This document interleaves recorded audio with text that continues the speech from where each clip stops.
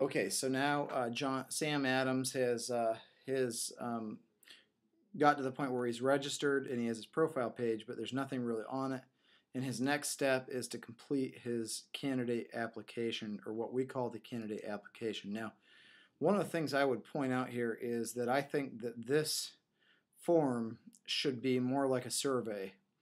In other words, you can put as much stuff on this as you want, but somewhere within this form you need it to be kind of like a survey to be able to tabulate the candidate's interests, because basically what we're doing at this point is we are accumulating enough information on the candidate and what he's interested in and what his abilities and skills and that type of thing are, that we can begin to actually plug this into our matching engine and have the candidate be matched against potential jobs. And of course, when we add jobs into the system, we have created a form to do that. And so a lot of this data that we use to put a job into the system is the same data that we want to be able to get from the candidate on the candidate side. For instance, and give you an example of this, when you add a job into the system, the job is going to have a title. And like for instance, pastor or doctor or whatever your different job titles might be, and you can be in control of that. And so now on this survey, we're asking the candidate, Sam Adams, to tell us which of these job titles might interest him. For every one that he selects, his potential job matches go up. So in this case, if he selects pastor and missionary, we know we have at least a potential match with all jobs in the system that have a job title of pastor or missionary. So I think you kind of get the idea.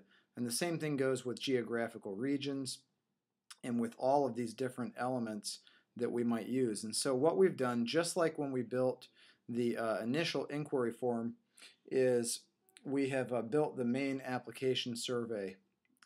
And again, you can make this be anything you want, but I'm going to go into web form management. And just to give you a brief rundown of how this worked, in web form management on our site, I have created under the candidates folder what I called the candidate survey. I double click that and you can see here is the form that the candidate was looking at. So I've created that form here. Now, once I create the form, I go to web form tools, and it's the same exact process we did, manage assignments. We did this for initial inquire. And remember the first application? Now this is the main application. So we pressed, for our site, add, and I'm going to double click to edit this, but what we got was this window, and we selected main application, and then we picked the web form that we're using, which I named candidate survey. And you don't need a results template for this, so you just press save, and that's it. So now we've created our survey form, and we have gone ahead and we have attached it to the system, so the system knows which form is playing which role. And as a result, voila, here we go. We've got the candidate survey form. So I'm going to suppose that this candidate is interested right now in all regions. So he just selected all regions. And I'm going to suppose that he is interested in all job titles, all languages. And I'm just going to create a very robust web form here where he is just going to basically be interested in everything. And by doing this, this candidate ought to get the most possible job matches, which I think right now in this test system we only have 3 possible jobs. And so hopefully, if this works out right, he's going to submit this survey, and